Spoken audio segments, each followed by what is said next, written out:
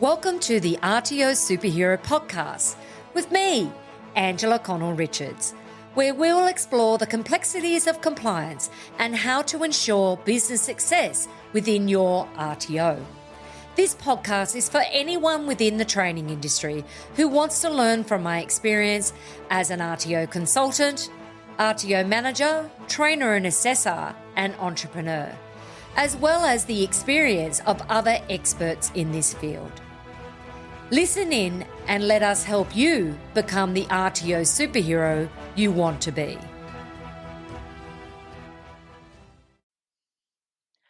Over the last 10 years, we have gone through some massive changes in the training industry. Since ASQA's inception in 2011, there has been a huge shift in the training industry from not only a vet regulator that is at a state level, we've now moved to a national level. But we also had the standards that were introduced instead of a framework. And we've had so much change with how we're regulated over that time. In the last 4 or 5 years, we've actually found that ASQA have been very, very tough. When ASQA first came in 2011, there were over 6,000 RTOs around Australia. Now there are less than 4,000. And that is due to ASQA's agenda to shut down as many RTOs as possible. And yeah, we had a lot of dodgy operators that were in the industry. And yes, some of those needed to be closed down. But unfortunately, what happened was we had a number of good operators who got swept out with the bad. And it made our industry so tough to work in because we were being over regulated and having so many issues with how we were regulated. This is why we're now going through a vet reform. And the vet reform is going to have a major impact on how we work within the training sector, commencing with a change in the standards where they're going to be rewritten from the start. So they're totally going to be different standards in legislation when it comes to RTOs and how we're regulated. The positive change has been recently I saw Christina Bolger from ASQA, who is a Deputy Chief Executive Officer, speak at our TECA conference. And it was so good and refreshing to hear how positive she was about the training industry and how ASQA wants to focus on quality education. And the other big area is working together with RTOs. When ASQA first came out, their mandate was we are here to regulate, not teach you or guide you. This got them into a lot of trouble. COAG actually stated to them, actually, you can't expect people to follow legislation if you're not teaching them what is compliant. So that has been a massive shift with the regulator and how we are regulated. They've responded to the recommendations from the recent skills reform agreement and what came through on the recent regulator audit where ASQA were audited. And they've gone through some massive changes with their leadership team and how they are regulating with the training industry. At Vivacity, we work with over 300 RTOs around Australia, and we've experienced so many highs and lows. And during that time, it's been, and particularly the last 10 years, it's just been incredible what we've experienced at audit, and in particular, inconsistencies between auditors. But ASQA's new direction is very much focused on how they are working together with RTOs.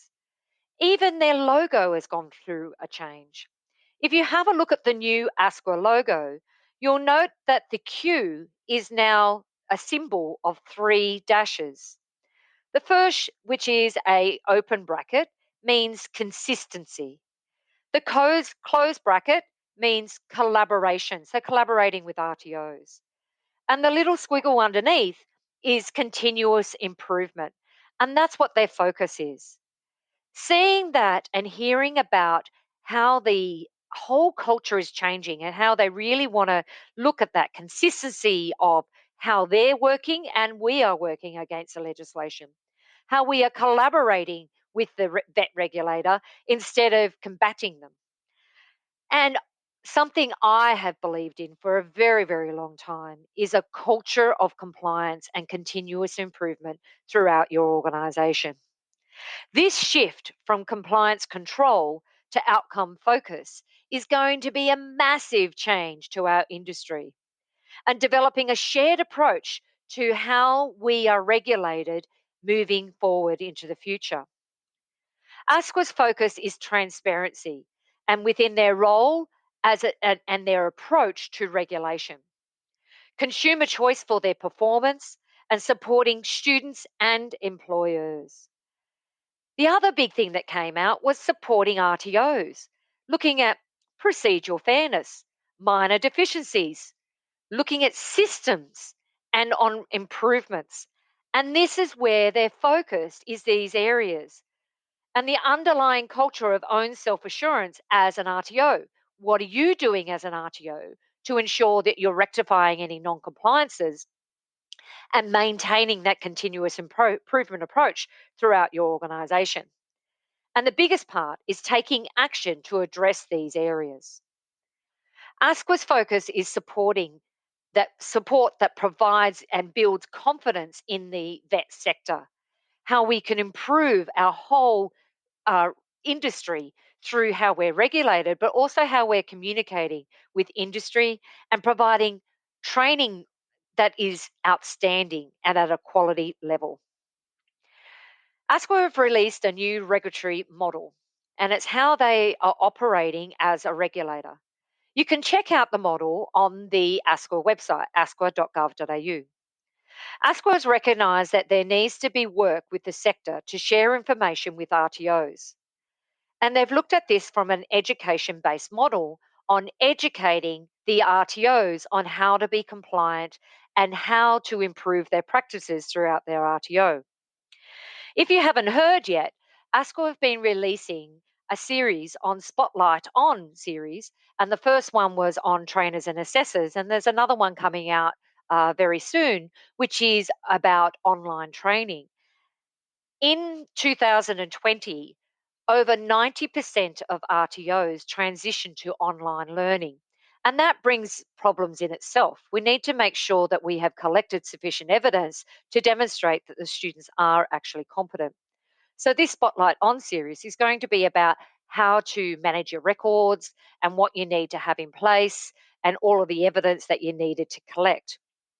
And it's really looking at how can we improve our practices with the Spotlight On, with ASQA actually explaining what this process is. The strengths and the use of the results and what they've learnt is really what's going to make a big difference with the training industry. And differentiate the difference between different providers. So, ASQA have released some best practices, and it's based on risk based, fairness, and impartiality, regulation against quality, not necessarily the legislation, raising awareness on how to improve your practices within your organisation, and really looking at the patterns of risk and non-compliance and how can you minimize those risks within your RTO. It's very interesting and engaging with RTOs. The ASQA is very interested in engaging with RTOs for identifying future Spotlight On series. So if you've got any ideas on what you would like to see on future Spotlight Ons, get in contact with ASQA. The new audit model has commenced with the audit process and how they are regulating. They're assessing the essential requirements of the standards and not focusing on minor deficiencies. They've undertook a full review of what they're doing and how they're regulating, and they're more focused on greater consistency and procedural compliance. The internal structure of ASQA has changed, and we've seen some massive changes over this year alone, and how that is impacting the culture of ASQA. And from what we can see so far, the tides have certainly changed, and the culture is much different from what it was a year ago. They really want to make informed decisions based on compliance, but with a focus on how are you implementing that continuous improvement approach and the quality outcomes. They're looking at improved mechanisms for managing non compliance, with a focus on RTOs are monitoring, reviewing quality practices within their RTO, and how are they ensuring the continuous improvement and quality practices within their RTO if there are any non-compliances. When standards are not met, they are still reported, but the focus will be on the standards, will be self-assurance. So focusing on continuous improvement. A big shift has been the focus on clause 2.2, which is all around continuous improvement. So ASQA want to see evidence within your RTO that you have a continuous improvement approach throughout your organisation. And if there are non-compliances identified, that you have a process for managing that risk. What they will be doing in the future for minor risks, they'll be putting in place agreements to rectify those non-compliances. Historically, in the past, ASQA only provided 20 business days to address any non-compliances, and they've identified that this just cannot be done.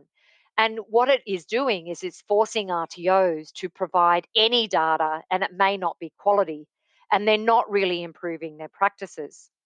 So what they will be doing is putting together agreements to rectify, where you can negotiate a time frame of when you'll get this rectification completed.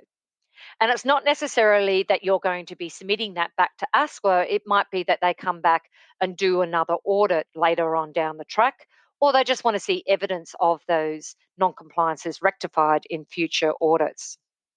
They want providers to have time to fix the non-compliances and any other issues within the system without rushing the process. And the focus is on improvement with the system and supporting the RTOs to address the non-compliances. The responsibility will be back on the providers to improve their systems and practices. ASQA will utilise data from past audits to identify if they will implement agreements to rectify. And it's really important that what we're looking at is bringing back more of a story of practice model of working with RTOs. So I'll be really interested to see when in the future of ASQA audits what it's going to be like. ASQA will be providing case studies to assist RTOs on how to conduct rectifications and what they need to do in order to respond. Which brings me back to the old ANTA days where we used to have the evidence guide on that would assist RTOs with providing evidence to non-compliances. It's a much better model and much fairer, and it's more equal for the RTOs to be able to implement that into their organisation. ASQA have stated that they're going to have more regular updates to regulatory strategy, and they're really focused on at the moment online learning and identifying the key risks with online learning. So you might have seen that they've got a strategic plan review at the moment in online learning, and how have RTOs been collecting that data and ensuring that they've collected sufficient data to deem a student competent. Compliance and assessment changes to be rolled out in September, and how they're looking at the process. And they will also be providing an annual provider survey that's going to be released soon.